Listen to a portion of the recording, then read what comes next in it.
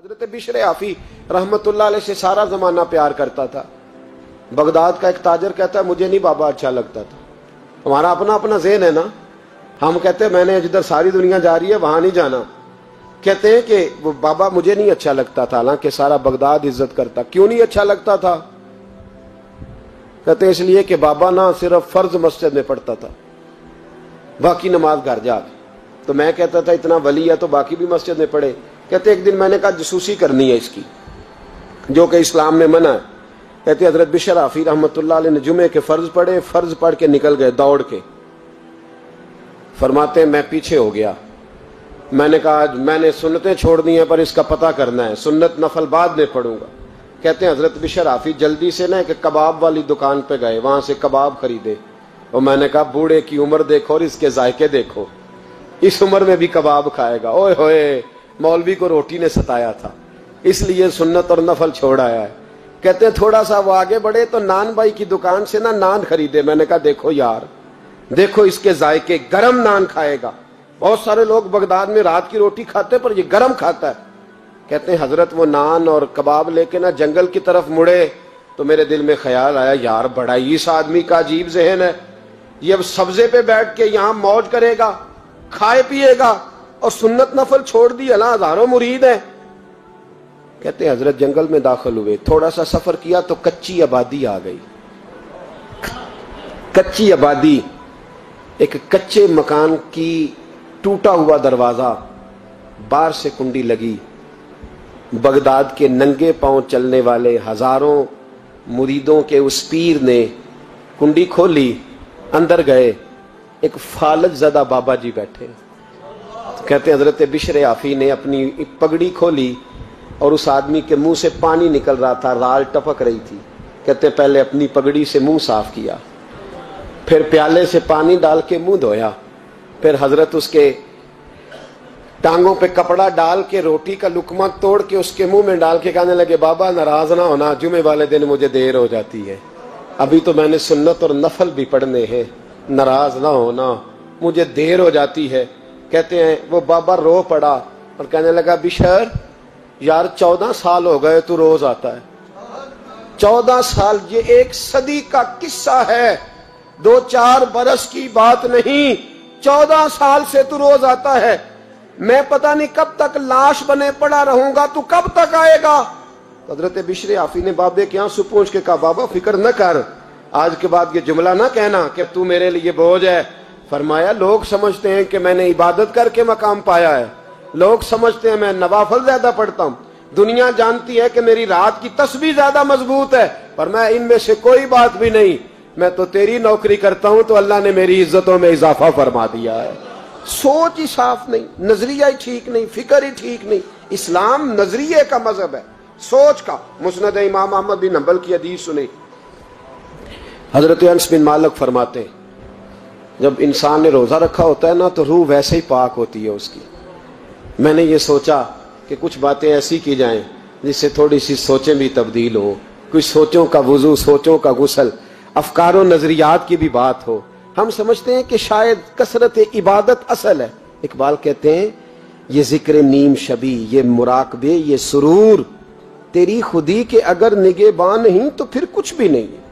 تیری خودی کے اگر, اور پھر عام چیز نہیں کہا یہ ذکر نیم شبی, سویرے شہری کا ذکر, یہ مراقبہ, یہ جو تو گھنٹوں اللہ کی یاد میں بیٹھا رہتا, یہ سرور.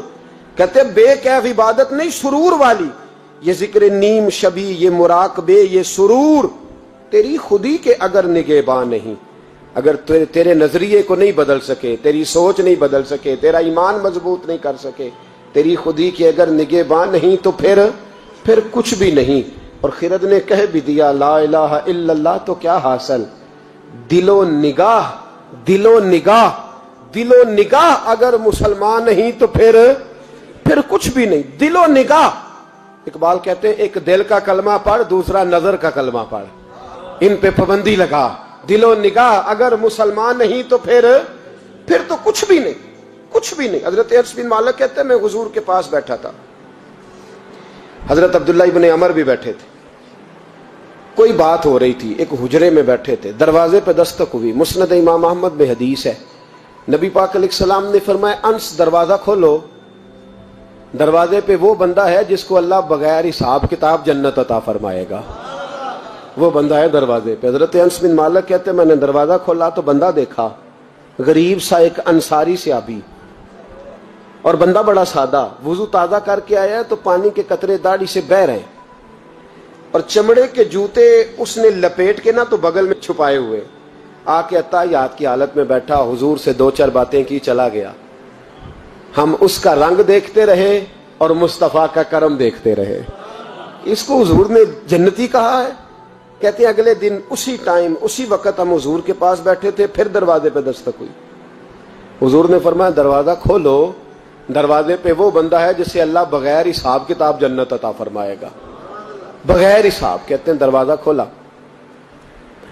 اور جیسے ہی میری نظر پڑی، بندہ بھی وہی ہے جو کل آیا تھا، اور انداز بھی وہی ہے جو کل تھا، اسی طرح پانی کے قطرے، اسی طرح جوتے بغل میں، السلام علیکم، کل حضور فلاں بات کی تفصیل پوچھنی مجھ سے رہ گئی تھی، غلطی ہوگی، دوبارہ آیا ہو۔ اس نے اپنی گفتگو کی، چند جملوں میں بات سمیٹی، چلا گیا۔ فرماتے ہیں اتفاق کی بات کہ دن تیسرا، بندے بھی ہم دونوں، میں اور عبداللہ ابن عمر، حضرت انس بن مالک کہتے ہیں دونوں بیٹھے تھے، سیم ٹائم سیم ڈے۔ پھر دستک ہوئی، حضور نے فرمایا دروازہ کھولو، اور مسکرا کے فرمایا دروازے پہ وہ بندہ ہے جسے اللہ بغیر حساب کتاب جنت عطا فرمائے گا۔ کہتے ہیں کھل اٹھے ہمارے چہرے، باہر گئے، دستک ہوئی تھی، دروازہ کھولا۔ فرماتے ہیں مجھے یقین تھا وہی ہوگا جو 2 دن پہلے آیا تھا، اور میرے یقین کے مطابق ہی کام ہوا، وہی بندہ تھا جو کل بھی تھا، جو پرسوں بھی تھا، حالت اور کیفیت اور انداز بھی وہی تھا۔ پانی کے قطرے بہ رہے ہیں، اور اس شخص نے جوتے بغل میں دبائے ہوئے خدمت میں حاضر ہوا، بیٹھ گیا، بات چیت کی، چلا گیا۔ حضرت انس بن مالک کہتے ہیں تھوڑی دیر ہوئی تو حضور بھی تشریف لے گئے۔ حضرت عبداللہ ابن عمر مجھے کہنے لگے یار ویسے کتنے اس کے نصیب ہیں، کتنے نصیب ہیں، کوئی آیا لے کے چلا گیا، کوئی آیا لے کے چلا گیا، کوئی عمر بھر بھی نہ پا سکا، میرے مولا تجھ سے گلا نہیں۔ یہ تو اپنا اپنا نصیب ہے، یہ تو اپنا اپنا، اور نہ کسی کے حال پہ طنز کر، نہ کسی کے غم کا مذاق اڑا، وہ جسے چاہے جیسے نواز دے، یہ مزاج لطف رسول ہے صلی اللہ تعالی علیہ وسلم۔ کہتے ہیں ہم لوگ گفتگو کرنے لگے، عبداللہ ابن عمر مجھ سے کہنے لگے یار ویسے پتہ کرنا چاہیے یہ کون سا عمل کرتا ہے، پتہ کرنا، ایسے ہم نہیں پتہ کرتے کہ یہ بندہ بڑا چمک گیا، پتہ کرو کون سا کاروبار کرتا ہے، ذرا اس کی جاسوسی تو کرو۔ اور بندے بھی بڑے سمجھدار ہیں، وہ سائیڈ بزنس نہیں بتاتے، وہ کہتے ہیں وہ جو میرا علیحدہ ہے وہ نہیں بتانا، کہیں یہ نہ شروع کر لے۔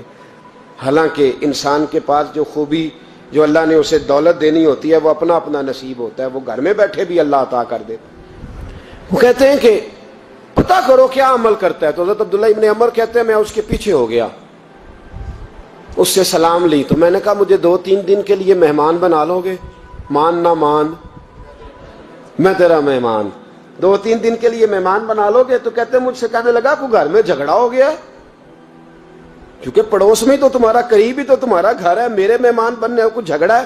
تو میں نے کہا چلو ایسے ہی سمجھ لو، پر مجھے مہمان بنا لو۔ کہتے ہیں میں 3 دن اور 3 راتیں اس شخص کے ساتھ رہا، وہ کتنا صدقہ کرتا ہے میں نوٹ کرتا رہا، نماز کتنی پڑھتا ہے، اس کا کیا، میں چاہتا تھا کہ وہ عمل مجھے ملے، اس کی برکت سے مصطفیٰ نے اسے 3 مرتبہ جنتی فرمایا ہے، تاکہ وہ کیفیات مجھے بھی ملیں۔ حضرت عبداللہ ابن عمر کہتے ہیں کہ میں نے کوئی خاص چیز نہیں دیکھی، وہ عشاء پڑھتا تو فجر تک بستر پہ کروٹیں لیتا، اور میں الحمدللہ اٹھ کے تہجد بھی پڑھتا، نوافل بھی پڑھتا۔ کہتے ہیں وہ 1 سپارہ پڑھتا، میں 3 پڑھتا۔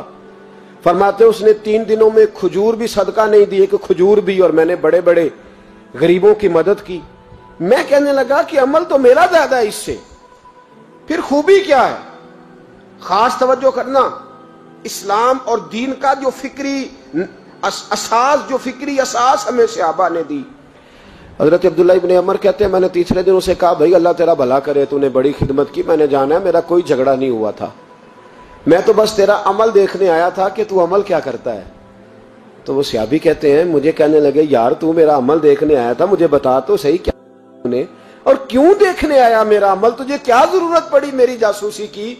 تو کہتے ہیں مجھ سے جب اس نے سوال کیا تو میں نے اس کو کہا بھائی تو 3 دن آیا نا ہم بیٹھے ہوئے تھے؟ کہا ہاں میں آتا رہا ہوں۔ کہا 3 دن نبی پاک نے فرمایا اللہ تجھے بغیر حساب کتاب جنت عطا فرمائے گا۔ تو میں چاہتا تھا کہ میں ذرا جاسوسی کروں، ذرا دیکھوں، کھوج لگاؤں کون سا ایسا عمل ہے، آپ بھی ذرا دھیان دیجئے گا، کون سا ایسا عمل ہے، حالانکہ تو عشاء پڑھتا ہے اور اٹھ کے فجر پڑھتا ہے، میں تہجد بھی پڑھتا ہوں، تیرا سپارہ 1 ہے میرے 3 ہے، کون سا ایسا عمل ہے جس کے سبب تجھے جنت ملے گی؟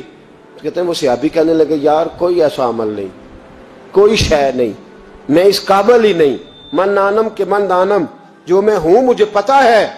کہا پھر کوئی بات تو ہوگی، تیری مہربانی بتا دے، میں نے 3 دن 3 راتیں محنت کی ہیں، بتا دے۔ کہتے وہ کہنے لگے اگر تجھے بتاؤں نا تو پھر سن، میں جب رات کو سوتا ہوں تو اپنے دل پہ نظر ڈالتا ہوں، اور سویرے جب اٹھتا ہوں تو پھر اپنے دل پہ نظر ڈالتا ہوں، موبائل پہ نہیں، کنجی پہ نہیں کہ چابیاں کدھر ہیں، بٹوے پہ نہیں، میں رات کو سوتے ہوئے بھی اپنے دل پہ نظر ڈالتا ہوں، سویرے اٹھتے ہوئے بھی میں سب سے پہلے اپنے دل پہ نظر ڈالتا ہوں۔ فرماتے ہیں الحمدللہ میرے دل میں کسی کا حسد نہیں ہے، کسی کے بارے میں کوئی کینہ نہیں ہے، کوئی کسی کے بارے میں میل نہیں، میں اللہ کے ہر بندے کے بارے میں سوچ، نظریہ، فکر اچھی رکھتا ہوں۔ اور فرمایا میں تیرے بارے میں بھی عبداللہ یہی سوچتا ہوں کہ تو مجھ سے زیادہ نیک ہے۔ الحمدللہ اس وقت بھی میرا ذہن یہ ہے کہ انس بن مالک مجھ سے زیادہ پرہیزگار ہے، اس وقت بھی میری سوچ یہ ہے کہ محبوب کے سب صحابہ میں سب سے کمزور میں ہی ہوں۔ نبی عبداللہ ابن عمر کہتے ہیں میں نے اس کا ہاتھ چوما، میں نے کہا سمجھ آ گئی ہے، تیرا نظریہ، تیری سوچ پکی اور سچی مسلمان ہے، تو دل اور روح کا مسلمان ہے، تو نظر اور روح کا مسلمان ہے۔ یہ سبب ہے کہ اللہ کے رسول نے زمین پر چلتے ہوئے بھی تجھے 3 دفعہ جنت کی بشارت عطا فرما دی۔